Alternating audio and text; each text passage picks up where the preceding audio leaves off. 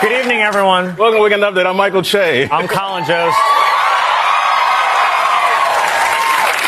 This week, CIA Director John Ratcliffe traveled to Cuba, which has run out of oil and is experiencing massive blackouts.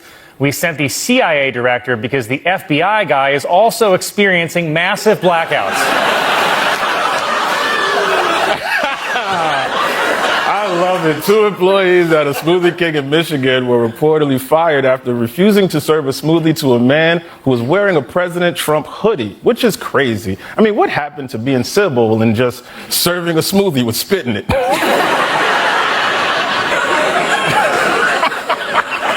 President Trump met with Chinese President Xi Jinping. When asked how the meeting went, Trump said this.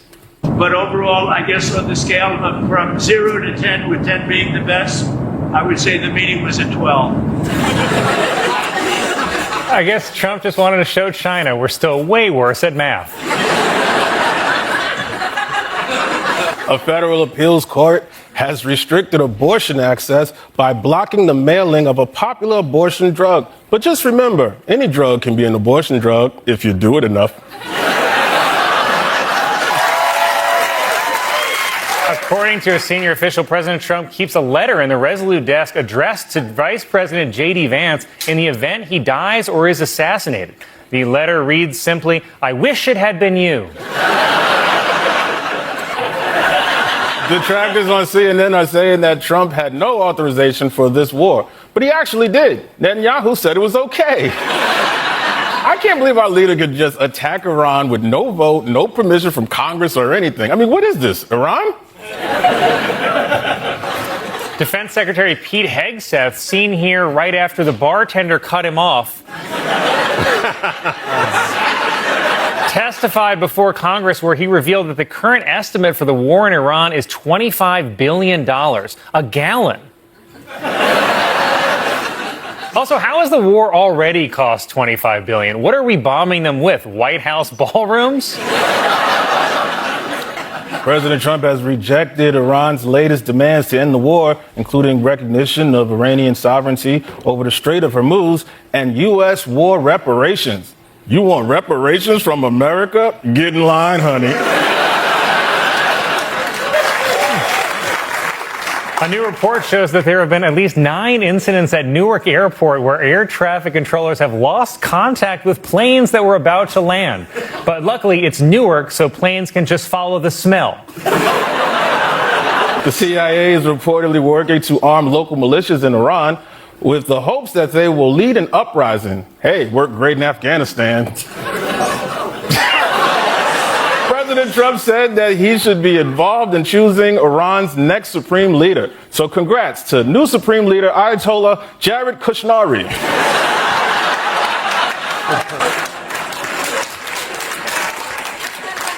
The state of Texas is suing Tylenol, claiming that it is linked to autism, or as it's called in Texas, boy ain't right. Representative Alexandria Ocasio-Cortez said she thinks it's possible America has already had a gay president. And here's a guess, maybe it's the one obsessed with ballrooms and the Village People. Health Secretary Robert F. Kennedy Jr., seen here back from his mission to the sun,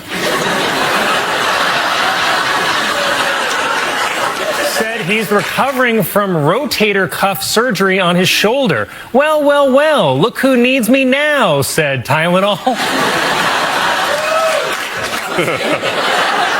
Health Secretary RFK Jr. posted a picture of himself holding a bird he caught at Dulles Airport, and then a second picture of himself burping feathers. Is that too real? Too real. Health Secretary RFK Jr., seen here showing how vaccines turn you gay, said that during an Oval Office event that in 1970, men had twice the sperm count as our teenagers do today.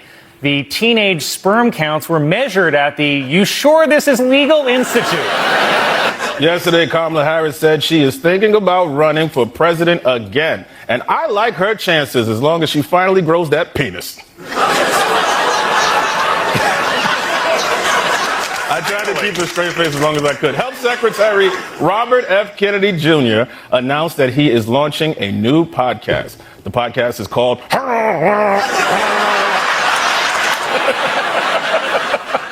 Health Secretary Robert F. Kennedy Jr., who is what happens if you leave Walton Goggins in an air fryer. That's fun. Said that he will challenge Dunkin' Donuts to prove that their sugary drinks are safe. You know what that means? A push-up contest with Ben Affleck. A homeless man in Florida was arrested after trespassing on a yacht and saying that he was holding it for his friend, President Trump, as well as making other unbelievable claims like, I was mayor of New York City. That was my impression of Kate doing it. It was also reported Friday that the U.S. economy added over 300,000 jobs. Unfortunately, most of them are bridge fixer. Experts are saying that 2 different broods of cicadas will hatch this month, releasing trillions of cicadas into the U.S. And Biden is just letting them in. Police in New Jersey are investigating a construction site after a porta potty mysteriously exploded. Though in New Jersey, that's just the sound of an angel getting its wings. That's beautiful. Officials have for the first time approved building casinos in New York City, including one in the Bronx. Because let's be honest, every visit to the Bronx is a gamble. Oh, that... A pig named Merlin that can talk using pre-programmed buttons has set a new world record for largest Instagram following for a pig. And then it set the record for smartest pork chop.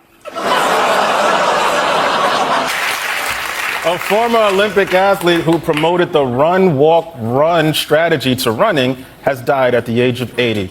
Cause of death was listed as run, walk, bus.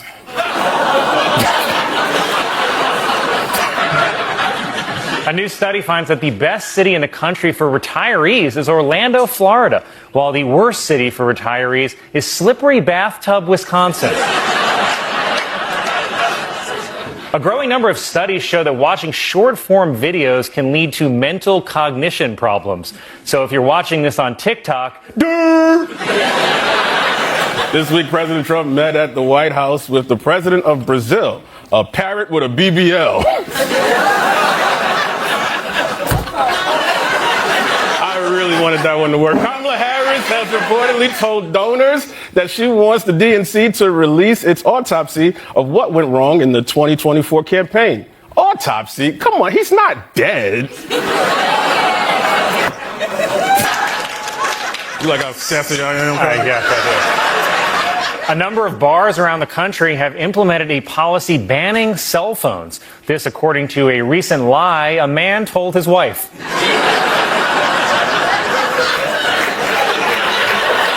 FIFA announced that this year's World Cup final will have a halftime show featuring Madonna, Shakira, and BTS, which is being described as something for everyone to dislike.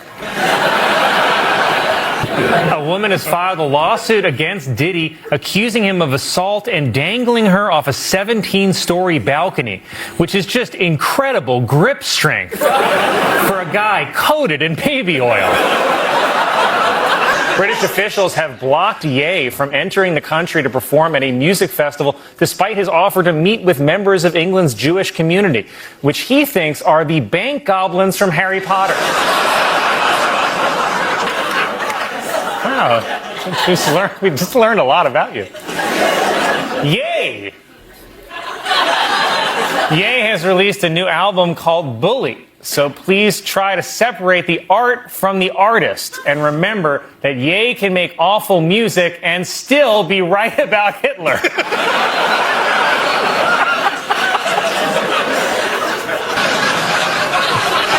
That's a thinker. Ye took out a full-page ad in the Wall Street Journal apologizing for his past anti-Semitic comments, saying they were due to an undiagnosed brain injury from a car crash 25 years ago. Damn. Even when it comes to excuses, he's a creative genius. This week marks the 40th anniversary of the modern NBC Peacock logo, which debuted in 1986. And if that peacock could talk, I bet it'd say, Bill Cosby raped me.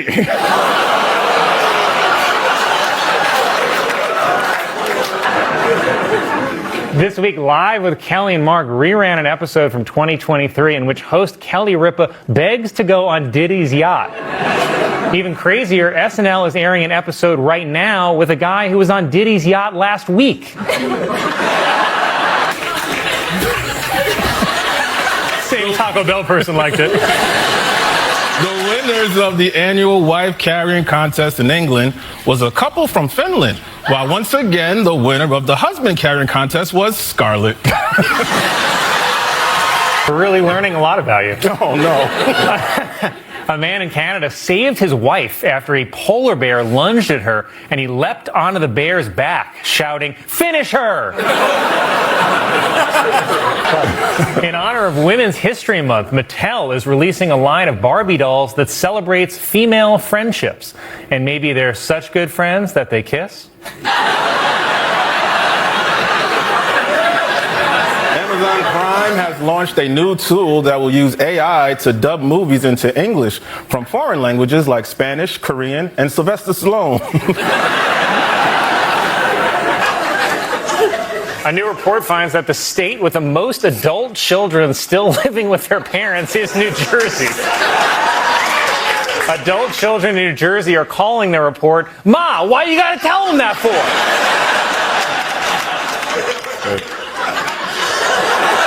Oh, man. Officials at Harvard announced that school president Dr. Claudine Gay will keep her job after she apologized for her poorly received congressional testimony in which she seemed to downplay campus anti-Semitism. In her heartfelt statement, Gay said, quote, "Did I do that?" The answer is yes. On behalf of our wonderful First Lady, Melania, and myself, the answer is yes, and we look forward to being there and honoring the King and honoring really your country. Your country is a fantastic country, and it'll be our honor to be there. And that, more than anything, made Trump's furious defense look even more ridiculous. Because let's face it, if you have to scream from the rooftops that your marriage is perfect, it probably isn't. And no matter how many posts Trump fired off or how many TV segments Fox News lined up, one thing remained clear. Trevor Noah had struck a nerve. Not just with the joke, but with the truth underneath it. And now all Trump could do was flail, shout, and try to control a story that was already running away from him. If there's one thing the internet loves more than a juicy scandal, it's mercilessly roasting it into oblivion. The moment Trevor Noah set Trump and Melania's marriage ablaze, Twitter, X, transformed into a battlefield of memes, hashtags, and absolute comedic carnage. Now, the reason I've been thinking about Melania lately is because in the wake of Trump's recent immigration crackdown, I've started to notice something that's got me really concerned. I think Donald Trump is trying to deport Melania. No, and you might be asking, why would he want to deport his wife? I don't know, but things haven't exactly been perfect between them. First of all, it's no secret that Melania barely spends any time at the White House. Secondly, when he tried to hold her hand in public, she tried to slap it away. Within minutes, Sheshtat Shang helped Melania, Sen Xiaoban Trump marriage truthers, and the ever-reliable Shan Free Melania were trending like wildfire. Users flooded the timeline with gifs of Melania's infamous hand swats, AI-generated images of her running full speed toward an escape jet, and edited clips of Trump talking to an empty chair, insisting that his wife totally loves him, folks. Late-night hosts wasted no time pouncing on the chaos.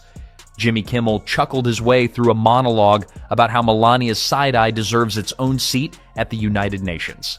Colbert suggested she's been communicating in Morse code blinks for years, while SNL prepped a full sketch featuring an actress playing a holographic version of Melania.